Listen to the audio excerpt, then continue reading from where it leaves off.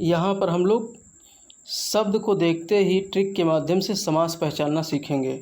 अगर लास्ट तक आप वीडियो देखते रहे तो ये ज़रूर सीख पाएंगे, और अगर सीख पाते हैं समास को पहचानना तो हमारे इस चैनल को सब्सक्राइब अवश्य कीजिएगा, और अगर अच्छा लगे तो एक थम्स तो बनता ही है, और दोस्तों को शेयर करना तो बिल्कुल भी ना भूलिए।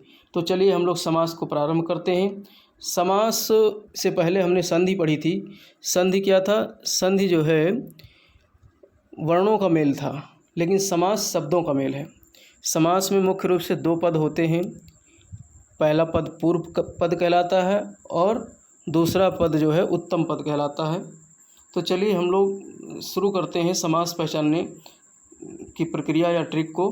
तो देखिए, समास से ऐसे भी प्रश्न आ सकते हैं कि समास कितने प्रकार के होते हैं या समास के भेद क्या हैं। तो 6 हैं, ये भी जान लीजिए। तो पहला है अव्ययी भाव समास। अव्ययी भाव समास, देखिए यहाँ पर हमने कुछ शब्द लिए हैं।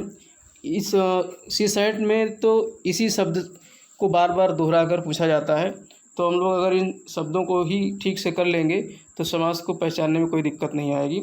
जैसे यहाँ पर यथा रुचि है, यथाशक्ति है, यथा शीघ्र है, यथाक्रम है, यथोचित है, आजन्म है, आमरण है, आकंठ है, आजीवन है, प्रतिदिन है, प्रतिपल है, प्रतिमान है, प्रतिवर्ष है, भरपेट है, और इसी प्रकार से भरसक है, उपनयन है, बेरोजगार है, बेमन है, बेखटके है, बेनकाब है, बेराह है, बेईमान है, बेशक है, बेअक्ल है।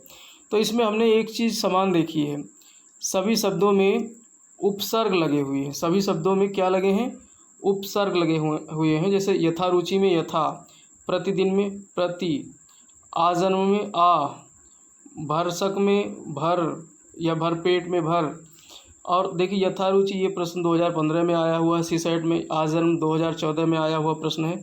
तो इस तरीके से यहीं से प्रश्न बनते हैं। तो अब देखिए अव्ययी भाव में विशेषता क्या होती है कि प्रथम पद प्रधान होता है।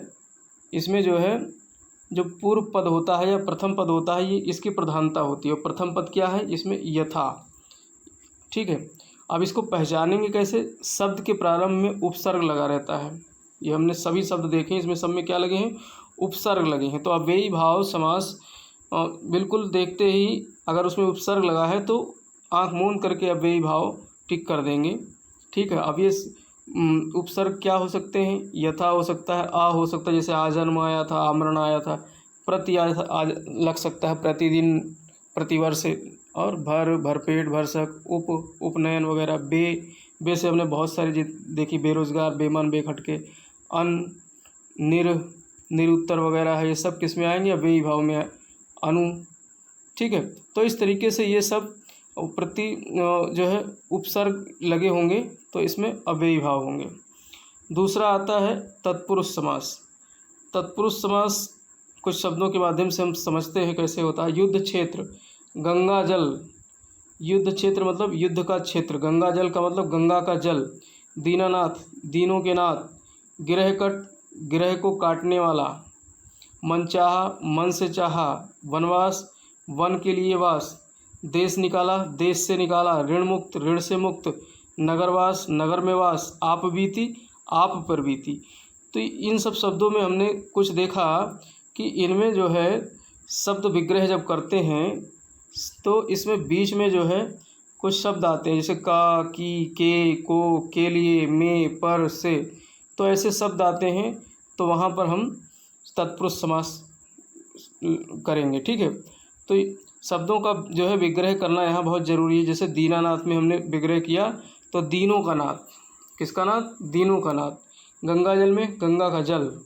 वनवास, वन के लिए वास। तो जैसे ही जो है शब्दों का विग्रह करेंगे तो उसमें ये शब्द आ जाएंगे। का, की, के, को, के लिए, में, पर, से। तो उसको हम तत्पुरुष समास कहेंगे। तीसरा है चरण कमल। चरण कमल कह रहा हूँ, कर्मधारय समास। जैसे इसमें चरण कमल है, नीलांबर है, नीलकंठ है, मृगनयन है, पीतांबर है, लाल किला है, कपूत है, प्रधानमंत्री है। तो इसमें हमने एक चीज़ समान देखी होगी कि इसमें जो है दूसरा पद जो है ये बहुमूल्य होता है। दूसरा पद यानी कि जो उत्तम पद है उसकी विशेषता बताई जाती है, दूसरे पद की विशेषता बताई जाती है। अब विशेषता कैसे बताई जाती है, अब इसकी पहचान कैसे करेंगे। चरण कमल 2018 में आया है यूपी में, यूपी सीसैट में। अब इसकी पहचान कैसे करेंगे, ये तो याद नहीं रखना है हमको, कर्मधारय समास किसे कहते हैं, परिभाषा हमको नहीं याद रखनी, पहचान करनी है। तो पहचान करने के लिए इसमें हम प्रश्न लगाएंगे दूसरे पद में, दूसरा पद यानी कि जो हमारा उत्तम पद है उसमें प्रश्न लगाएंगे। कैसा प्रश्न पूछेंगे, कैसा या कैसे प्रश्न पूछेंगे, तो जो उत्तर मिलेगा उसका, तो फिर उत्तर मिलते ही समझ जाएंगे कि ये कैसा समास है, कर्मधारय समास है। जैसे चरण कमल, अब चरण कमल में कमल से हम प्रश्न पूछेंगे कि कमल कैसा है, तो कमल कैसा है, तो उत्तर मिलेगा चरण के समान कमल है, चरण के समान या चरण जैसा कमल है। नीलांबर, अब यहाँ दो शब्द आ गए, नीला और प्लस अंबर, तो प्रश्न पूछेंगे अंबर से कि अंबर कैसा है, तो अंबर नीला है। नीलकंठ, अब कंठ कैसा है, नीला है। मृगनयन, नयन कैसा है, हिरण के समान या मृग के समान है। पीतांबर, अंबर कैसा है, पीला अंबर है। किला, लाल किला, किला कैसा है, लाल है। कपूत यानी पूत कैसा है, पुत्र कैसा है, तो कपूत है, निकम्मा है। पुत्र कैसा है, निकम्मा है। अब प्रधानमंत्री, मंत्री कैसा है, प्रधान है। मंत्री कैसा है, प्रधान है, यानी मुख्य प्रधान है। ठीक, तो इस तरीके से पहचानने का तरीका क्या है कि हम जो है ये जब विच्छेद करेंगे, शब्दों को विग्रह करेंगे, तो शब्दों का विग्रह करने में हमको जो दूसरा पद है उस पद में प्रश्न, कैसा प्रश्न लगा के पूछेंगे तो जो उत्तर मिलेगा तो फिर वो कर्मधारय समास होगा। ठीक, चौथा है द्विगु समास। द्विगु समास बहुत ही आसान है। इसमें जो है जो पहला पद होता है पूर्व पद, उसमें संख्यावाचक जो है शब्द इस्तेमाल किया जाता है। जैसे नवरात्रि, चौपाया, सप्तऋषि, चौराहा, त्रिवेणी, सप्ताह, दोपहर, अठन्नी, सतसई, शताब्दी, तो इनमें सब में क्या है, संख्या का भान होता है इनसे। और ये प्रश्न सप्तऋषि 2016 में आया है, चौराहा 2017 में आया है, तो प्रश्न यहीं से बनते हैं। अब नवरात्रि, नवरात्र की बात होती है, यहाँ 9 शब्द आ गया, 9। चौपाया 4 पैरों का समूह है, ये नवरात्रियों का समूह है या समाहार है, नवरात्रि का समाहार है। त्रिवेणी 3 नदियों की वेणी है। सप्ताह 7 दिन का समूह है। दोपहर दूसरे पहर की बात है। अठन्नी 8 आनों का समूह है। ठीक है। सतसई 700 दोहों का समूह, सतसई, सत मतलब 7, सही मतलब 100। शताब्दी 100 वर्षों का समूह है। तो इस तरीके से यहाँ पर जो है क्या है, संख्यावाचक है। तो द्विगु समास, द्विगु मतलब संख्या, द्विगु 2 से समझ लो कि जहाँ 2 यानी 2 मतलब संख्या, जहाँ पर संख्या की बात होगी वहाँ क्या होगा, द्विगु समास होगा। ठीक, समस्त पद समूह का बोध कराता है। ठीक, और सारा पद जैसे त्रिवेणी है तो समूह की बात होती है ना, 3 नदियों का समूह जो है त्रिवेणी, तो ये समूह हो जाता है। 5वां है द्वंद्व समास। द्वंद्व समास, अब द्वंद्व समास की पहचान क्या होती जो है, यहाँ पर तो दोनों पद समास समान होते हैं, कोई एक पद जो है भारी नहीं होता है। और इसका पहचान क्या है, इसमें योजक चिन्ह लगा होता है। जैसे भाई बहन है तो बीच में योजक चिन्ह इस तरीके से लगा होता है। ठीक है। विग्रह करने पर योजक चिन्ह की जगह और शब्द या फिर या शब्द का प्रयोग होता है। जैसे भाई बहन तो भाई और बहन, दाल चावल में दाल और चावल, गुड़ और अवगुण में गुड़ और अवगुण या गुड़ या अवगुण, राजा रानी में राजा और रानी, राधा कृष्ण, अब राधा कृष्ण योजक चिन्ह से भी लगाकर पूछ सकता है या डायरेक्ट राधा कृष्ण पूछ सकता है। तो राधा कृष्ण में अब हम यहाँ पर इसका विग्रह करेंगे तो राधा और कृष्ण 2 शब्द आएंगे। नायक नायिका, नायक और नायिका, लव कुश, लव और कुश, दादा दादी, दादा और दादी, ठंडा गरम, ठंडा या गरम, सत्य असत्य, सत्य या असत्य, सत्य और असत्य, कुछ भी लगा सकते हो। तो इस तरीके से जो विग्रह करने पर और या शब्द का प्रयोग होता है तो वो द्वंद्व समास होता है। कौन सा समास, द्वंद्व समास, यानी 2 शब्द आपस में लड़ रहे हैं, द्वंद्व हो रहा है दो शब्दों में। जैसे नायक और नायिका भिड़ रहे हैं आपस में, ऐसे समझ सकते हो कि नायक और नायिका आपस में द्वंद्व कर रहे हैं, तो ये क्या हो जाएगा, द्वंद्व समास हो जाएगा। तो बहुत आसान है इसको पहचानना। लास्ट है 6वां है बहुव्रीहि समास। क्या है, बहुव्रीहि समास।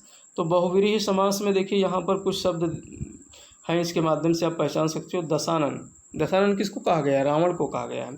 पीताम्बर, और पीताम्बर किसको कहा गया, विष्णु को कहा गया। अब वहाँ पर हमने देखा था कर्मधारय समास में देखा था कि अंबर कैसा है, पीला है, तो कर्मधारय समास भी हो सकता है ये, और जो है बहुब्रीहि समास भी हो सकता है। मृत्युंजय, मृत्युंजय मतलब जिसने मृत्यु को जीत लिया हो यानी अमर।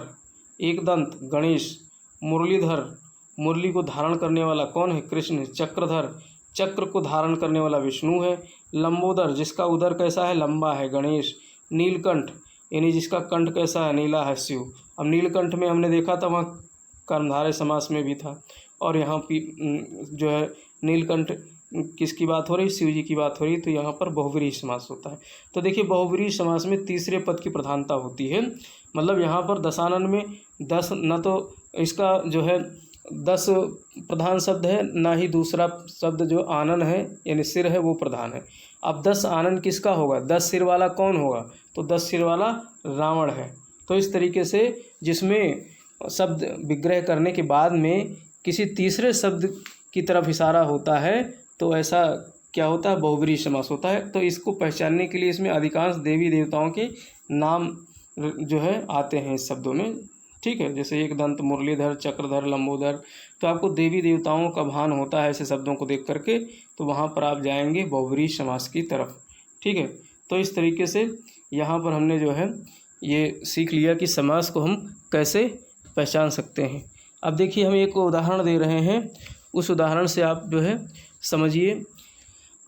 जैसे एक चीज़ और है, घड़ी घड़ी, एक चीज़ और देखिए, हमने बताया था द्वंद्व समास में क्या होता है कि जो है 2 शब्द आते हैं। अब यहाँ लेकिन घड़ी घड़ी, यहाँ भी जो है योजक चिन्ह लगा है, लेकिन ये द्वंद्व समास नहीं होगा। घड़ी घड़ी का मतलब हर घड़ी, प्रत्येक घड़ी। तो यहाँ पर 2 शब्द योजक चिन्हों वाले एक समान अगर आते हैं तो वहाँ पर अव्ययी समास होता है। कैसा समास होता है, अव्ययी समास होता है, ये ध्यान रखना, ठीक है। जहाँ पर योजक चिन्ह से जुड़े हुए 2 समान शब्द आते हैं तो वो कौन सा समास होता है, अव्ययी समास होता है, ठीक। और एक हम जो है शब्द दे रहे हैं, इस शब्द का समास आप पहचान करके और इसको कमेंट बॉक्स में लिखिए कि ये कौन सा जो है समास आएगा इसमें। जैसे एक शब्द दे रहा हूँ मैं, बखूबी, बखूबी, ठीक है। तो बखूबी को आपको बताना है ये किस समास के अंतर्गत आएगा। और दूसरा मैं दे रहा हूँ कमल नयनी, कमल नयनी, ठीक है। तो इस तरीके से इन 2 शब्दों का आप जो है इसका समास बताइए और कमेंट बॉक्स में लिखिए कि बखूबी का कौन सा समास है और कमल नयनी का समास क्या है, ठीक है। तो इसी के साथ जो है हमारा समास आज यहाँ पर समाप्त होता है। आप लोग मस्त रहिए, पढ़ते रहिए। इसी के साथ जय हिंद, जय भारत।